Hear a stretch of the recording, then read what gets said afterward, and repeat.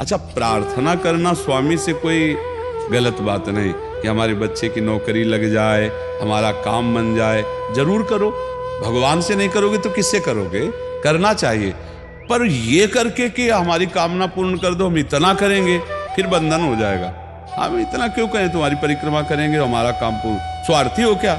हमारे पिता हो, हमारे स्वामी हो, हमारी जरूरत है, मांग रहे कि प्रभु हमें एक संतान दे दो, हम आपको कुछ करेंगे। ये हम में बस नहीं, हमारे पास तो जो कुछ दिया हुआ सब आपका है नाथ। स्वाभाविक 108 परिक्रमा लग जाए, कोई बात नहीं। संकल्प मत करो, मांग जरूर लो, तुम्हें मांगना है, और छूट दे दो कि प्रभु यदि उचित हो तो ऐसा करना, अगर उचित ना हो तो प्रभु लाख बार मांगो तो भी पूरा मत करना। ये भक्तों की मांगे होती हैं, ये सत्संगियों की मांगे होती है कि नाथ मेरी आवश्यकता तो है, पर अगर आपको उचित लगे तो आप दे देना, और अगर उचित ना लगे तो मेरे मांगने पर भी आप ना देना। ये जब ये बात बनी रहती है कि जितना नाम जप होना चाहिए उतना नहीं होता, उतना, ये बात तो हमारे में भी है। इतनी पीड़ा तो हमको भी बनी रहती है कि जितना होना चाहिए उतना नहीं होता। इतनी पीड़ा हम अपने गुरुदेव भगवान में भी देखी। एक दिन उन्होंने कहा क्या बताएं, जीवन निकल गया, छक के नाम जपने को नहीं हुआ, रात दिन मंत्र में नाम में लगे हुए, रात दिन 10 वर्ष समीप रह के सेवा में रहे थे। बोले क्या बताऊं, पूरी जिंदगी निकल गई, छक के नाम जपले को नहीं मिला।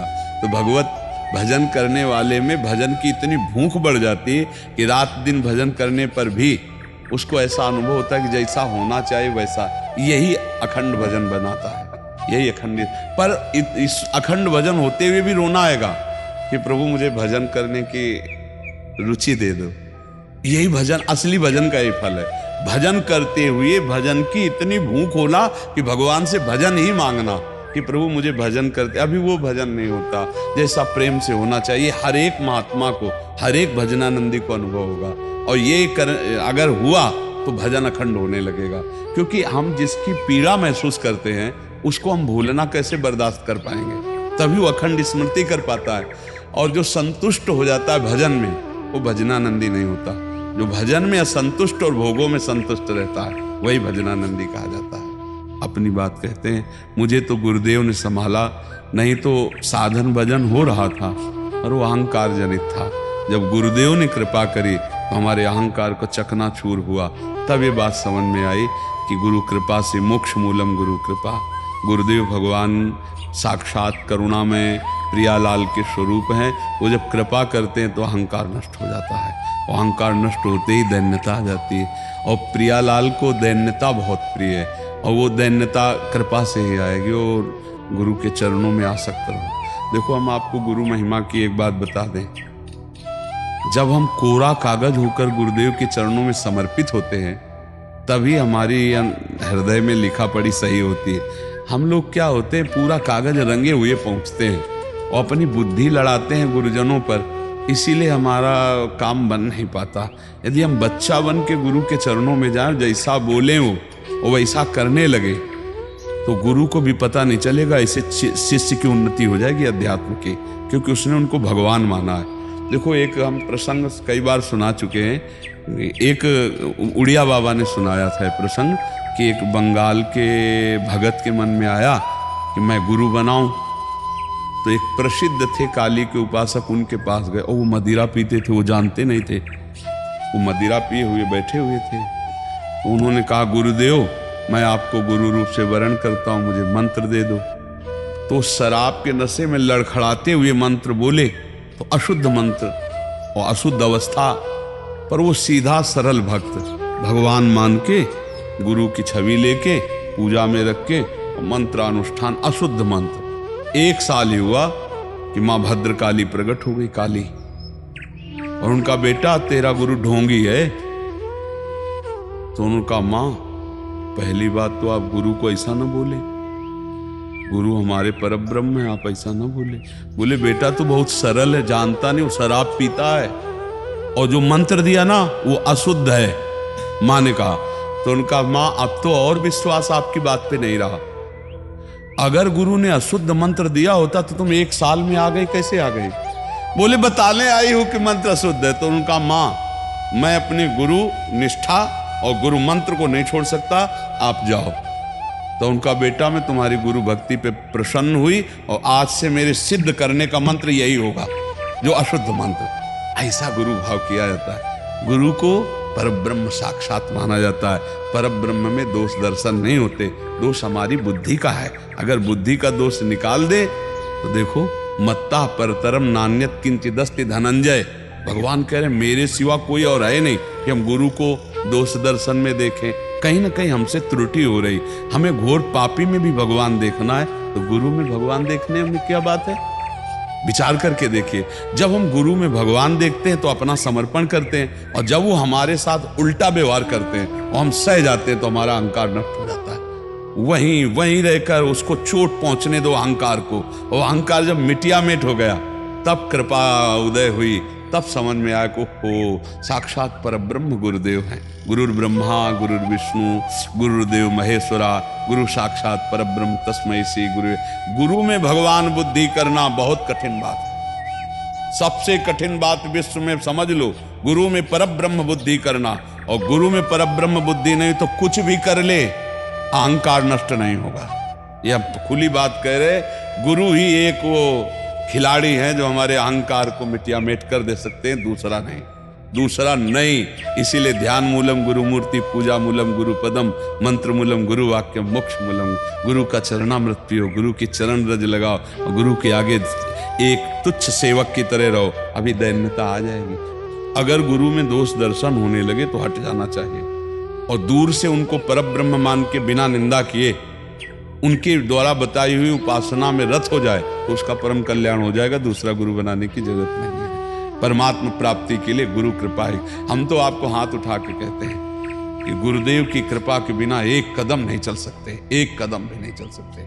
हम जैसे भूमि में ही कदम रख सकते हैं, ऐसे हम जीवित हैं, परमार्थ में चल रहे हैं तो केवल अपने गुरुदेव की कृपा से चल रहे हैं। किंचन मात्र कुछ नहीं, केवल वो ऐसे पकड़े हुए हैं तो हम चल रहे हैं। अगर वो ऐसे छोड़ दे तो धम्म से गिर जाए। गुरु कृपा ही केवल, गुरु कृपा है। वो दैन्यता गुरु कृपा से आती। महाराज जी धन्य भाग है आपकी कि आप दैन्यता चाहते हैं।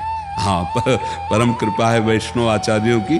बस चुपचाप चलते रहिए, किसी की निंदा मत करना और किसी के दोष दर्शन मत करना। बस इसी से दैन्यता आ जाएगी। और दैन्यता में रोना आता है। जैसे अब आपका दैन्यता में रोना आता है कि मुझ जैसे अधम पर इतनी कृपा श्री कृष्ण की, महाप्रभु की, गुरु की, तो वो हृदय निर्मल होता चला जाता है। जब रुदन होता है ना प्रभु के, उसमें इससे ज्यादा और किसी तीर्थ में नहीं पवित्रता है जितनी रुदन में पवित्रता है। हाँ, रुदु सुश्रम राजन कृष्ण दर्शन लालसा। जब अपने प्यारे प्रभु के लिए रोना आता है तो हृदय निर्मल, तार तार निर्मल हो जाता है। और कबीरदास जी कहते हैं कि बिन रोए किन पाइया प्रेम प्यारा मीत। कबीरा हंसना छोड़ दे, रोने से कर प्रीत, बिन रोए किन पाइया प्रेम प्यारा मीत। पर भगवान की 3 प्रकार की लीला है। एक है सृजन, और एक है पालन, और एक है संहार। और तीनों लीलाएं होंगी, पक्का होंगी। जैसे सृजन जरूरी है, पालन जरूरी है, ऐसे विनाश भी जरूरी है। तो देखो, इस शरीर को कहा गया विनाशी और इस लोक को कहा गया मृत्यु लोक। तो भाई देखो, जो जन्मा है उसका शरीर छूटेगा, जो हमने कर्म किए उसके अनुसार हमें भोग मिलेंगे। अब हम भगवान से भजन के बल से, उनके प्रार्थना के बल से हमको क्षमा याचना करवा सकते हैं। तो अपने पुत्र के लिए, अपने कल्याण के लिए, अपने परिवार के कल्याण के लिए, समाज के मंगल के लिए भगवान का नाम जप करे, भगवान से प्रार्थना करे, दूसरों को सुख पहुंचावे, धर्म पूर्वक आचरण करे तो निश्चित मंगल होता है। हाँ, बहुत अच्छा है। देखो, यशोदा मैया स्वयं भगवान लाला के रूप में आयला तो गौ की पूंछ से झाड़ना और ब्राह्मणों को बुलाकर स्वस्ति वाचन कराना, दान देना, मेरा लाला कन्हैया सुरक्षित रहे। क्योंकि बड़े बड़े आक्रमण हुए ना, पूतना है, तृणावर्त, अघासुर, बकासुर, तो मैया घबरा जाती थी कि दुनिया की बलाएं हमारे लाले के पीछे काहे पड़ी। और अच्छा, माँ को अपने पुत्र का महान स्वरूप दिखाने पर भी दिखता ले, क्योंकि माँ है ना, उनको तो लगता है मेरा लाला है। तो बार बार वो परेशान हो जाती थी और स्वयं भगवान की रक्षा के लिए भगवान के नाम का प्रयोग किया। केशव भगवान बाजुओं की रक्षा करे, ऐसे करे, ऐसे। तो हमें लगता है भगवान का नाम जब और धर्माचरण, दूसरों को सुख पहुंचाना, और इसका फल मेरा पुत्र सुरक्षित रहे, मेरे पुत्र की बुद्धि शुद्ध हो, मेरे पुत्र को कभी विपत्ति ना हो। तो ये देखो, माँ में बहुत बड़ी सामर्थ्य है। अगर माँ तपस्या और पूर्वक अपने पुत्र को चाहे तो अजर अमर बना सकती है। मंदालसा माँ ने यही कहा था, मेरे गर्भ में जो जीव आएगा उसे भगवान से मिला के रखूंगी, उसे भगवत प्राप्ति, और ऐसा ही किया। देखो, गांधारी जी ने जे भी सुना कि धृतराष्ट्र हमारे पति होने वाले वो अंधे हैं, तो पट्टी बांध ली।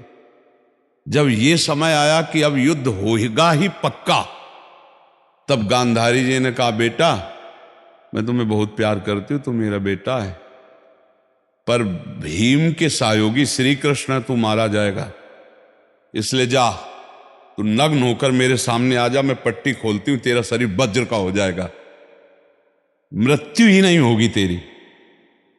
अब भगवान तो भगवान ही है। अब वो आ रहे थे नंग धड़ंग दुर्योधन, तो भगवान ने देखा उनका, अरे यार तुम इतने बड़े होकर बच्चों की तरह नंगे घूम रहे हो। तो उनका माँ ने कहा है, बच्चे हो, कम से कम कमर तो ढक लो इतना। ओ ऐसे पत्ता लगा के ऐसे, गांधारी ने जी ही आँख खोले ऐसे दे, उनका ये पत्ता क्यों लगा लिया? उनका, माँ तुम्हारे सामने नंगा कैसे आऊं? अरे धोखा कर दिया तूने। अब जितनी दृष्टि मेरी पड़ गई, तेरा शरीर वज्र का हो गया, गदा या किसी भी प्रहार से नष्ट नहीं होगा, लेकिन तू कमर से मारा जाएगा। यही से कमजोर हो गया। क्योंकि और भगवान अपने भक्त का प्रण पूरा करवाने के लिए, जब द्रौपदी को दिगंबर करा रहा था ना, ये सभा में लाख जंगा ठोक रहा था, तो भीम ने यही प्रण किया था, इसी जंगा को तोड़ूंगा। अगर भगवान भक्त की वचन रक्षा ना करते और वो पूरा वज्र का शरीर हो जाता तो तोड़ नहीं पाते, इसीलिए भगवान ने। तो माँ में कितनी सामर्थ्य है, आप देखो, अधर्म युक्त चल रहा है, लेकिन मेरा बच्चा सुरक्षित रहे, आंख की पट्टी खोली, पतिव्रता, तो वज्र का शरीर कर दिया। तो आप अपने पुत्र को अजर अमर अविनाशी बना सकते हैं, साधना और भजन के प्रभाव से। नाम से परम गति होती है। राधा नाम का एक हमने पद सुनाया था, अगर सत्संगी जन होंगे, रोज सत्संग सुनते होंगे, सुनो, राधा नाम है जीवन हमारा, राधा नाम प्राण आधार है। ये पूरा पद, राधा नाम ही हमें प्रेम में निकुंज में पहुंचाएगा। आखिरी पंक्ति है, निकुंज तक पहुंचा देगा ये राधा नाम, तुम्हें चिंता नहीं करनी।